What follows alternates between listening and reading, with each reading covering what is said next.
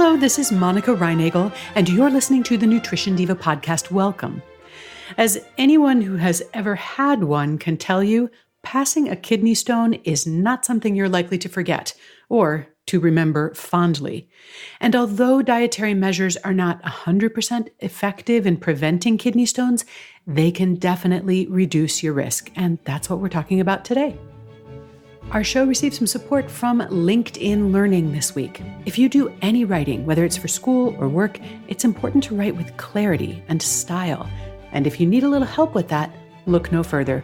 Quick and Dirty Tips' very own grammar girl is sharing her best writing tips with a brand new video course on LinkedIn Learning. She'll answer common writing questions like how to break up run-on sentences and the best way to write a list. Get Grammar Girl's quick and dirty tips for better writing on LinkedIn Learning now. Go to bit.ly/GGLIL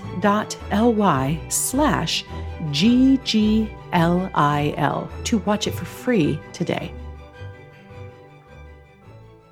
Kidney stones can form when compounds that are normally found in urine form crystals and start to clump together.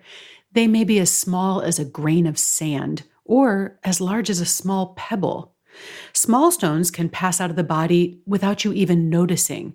But if one of those larger stones starts to migrate through the urinary tract, well, you're going to notice. Although the pain of passing a kidney stone can be excruciating, they do usually pass out of the body without causing any further damage. In rare cases, surgery or other treatment may be required, but in most cases, the only treatment is medication to alleviate the pain while they're on the move. About 1 in 10 people will experience a kidney stone at some point during their lifetime, and men are about twice as likely as women. And kidney stones generally occur to adults after age 30, but it is also possible for a younger person to have one as well. Now, once you've had a kidney stone, unfortunately, you're at a significantly higher risk for future stones. And the tendency to form kidney stones also runs in families. So if your parents or your siblings have had stones, then you might also be at increased risk. But whether or not you have a family history of stones, certain dietary habits can reduce or increase your risk. So here are 5 tips to help you prevent kidney stones. Number 1, drink lots of water. This is the most important thing you can do to prevent kidney stones because it helps flush compounds out of the kidneys before they can start to make trouble. Number 2, reduce salt. Excessive sodium can also concentrate the urine, and that makes stone formation more likely. Number 3, eat your veggies. A diet high in fruits and vegetables, which raises the pH of the urine, can help to prevent kidney stones. Number 4, keep your protein intake moderate. High protein diets, which lower the pH of your urine, can make kidney stones more likely. If you're nervous about kidney stones, you'll probably want to stick to a moderate protein diet and get at least some of your protein from plant sources. And number 5, get enough calcium. A low calcium diet can also increase your risk. And this surprises a lot of people because kidney stones often contain a lot of calcium. And that might suggest that too much calcium in your diet would be to blame for this, but actually it's the opposite. When your diet is higher in calcium, less of it is absorbed in the digestive tract and less ends up in your urine. The best way to get calcium is by eating a variety of calcium-containing foods, including dairy products, leafy greens, tofu, canned fish, throughout the day. Taking your entire dietary allowance of calcium at one time in the form of a supplement may actually increase your risk of stones. There are several different types of kidney stones. Calcium oxalate stones are by far the most common, and they account for up to 80% of kidney stones. Uric acid stones are the next most common type. Drinking more fluids, reducing sodium, avoiding excessive protein, all of that can help with either type. But there are some other specific recommendations that depend on which type of stone you tend to form. And I'll get into that right after this pause to thank our sponsors. Support for this podcast comes from Pete and Jerry's Organic Eggs. Pete and Jerry's has done one thing for generations: produce eggs that you can feel good about serving to your family. Their small, single family-owned farms around the country take pride in raising hens simply and providing healthy, organic, free-range eggs. You can learn more about their farms and the families that work there by visiting peteandjerrys.com. And you can also find delicious hand-picked recipes to find the best ways to prepare their free-range organic eggs. They've got sweet, savory, even keto-friendly options. There's something for everybody. Pete and Jerry's believes in small-scale, humane, organic farming because it's the right way to farm and because they want you to believe in what you buy. The next time you're in the egg aisle, find Pete and Jerry's organic eggs. And check out peteandjerrys.com for recipes and more. That's Pete and Jerry's, GERRYS.com. Hellofresh is America's #1 meal kit, delivering easy, seasonal recipes and pre-measured ingredients right to your door. All you have to do is cook and enjoy. Each box includes everything you need to get an incredible meal on the table in just about 30 minutes. And there's something for everyone, including family recipes, calorie-smart options, vegetarian, and their fun menu series. You can easily change your delivery day, skip a week, or add extra meals to your weekly order anytime. So say goodbye to tedious, endless grocery shopping.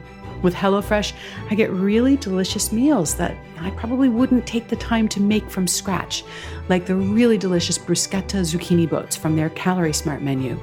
For $80 off your first month of HelloFresh, go to hellofresh.com/diva80 and enter the code DIVA80. That's like receiving 8 meals for free. So that's hellofresh.com/diva80 and the promo code DIVA80.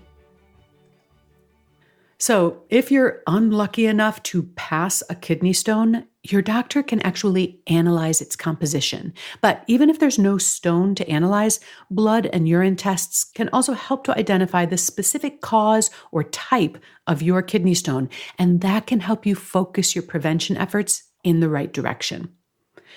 As I said before, having calcium-based stones does not mean you need to avoid calcium-rich foods, but if you have a calcium oxalate stone, you definitely want to avoid foods that are high in dietary oxalates.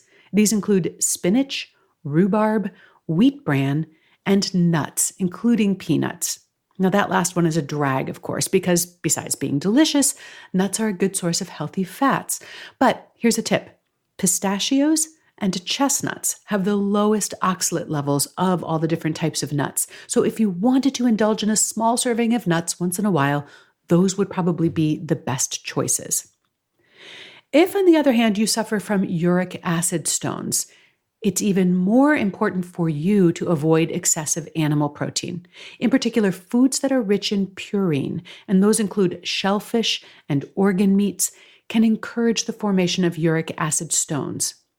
Fortunately, if uric acid is the culprit, then you don't need to be as worried about oxalates, and that means you can enjoy peanuts and other plant-based sources of protein. Diets containing dairy and eggs, but not meat, have also been found to reduce uric acid crystallization. And finally, if you're carrying some extra weight, losing a few pounds can also help reduce your risk, but I urge you to lose the weight slowly. Fast weight loss, especially from low-carb diets, may increase your kidney stone risk. Instead of the 1 to 2 pounds a week or more that most popular diet programs encourage, I recommend that you aim to lose just a couple of pounds a month. Sure, it'll take you a little bit longer, but you're likely to lose more body fat and less lean muscle that way. And more importantly, you'll have a much better chance at keeping it off long term, and that's all that really matters. In the transcript for today's show, I have links to some additional resources on kidney stone prevention, as well as on the benefits of slow weight loss. And you'll find that at quickanddirtytips.com, where the entire Nutrition Diva archives lives. And for more information about the slow weight loss program that I run with Get Fit guy Brock Armstrong, visit wayless.life. This is a year-long behavior modification program that helps you create the mindset, habits, and lifestyle that lead to weighing less without dieting. Details are at wayless.life. Our show is produced by Nathan Sems, edited by Karen Hertzberg. Our audience development and social media queen is Morgan Ratner. Our advertising program is run by Michelle Margulis. Emily Miller and Kate Hines help us keep it all together, all under the direction of Kathy Doyle. Thanks so much for listening, and I'll see you next week.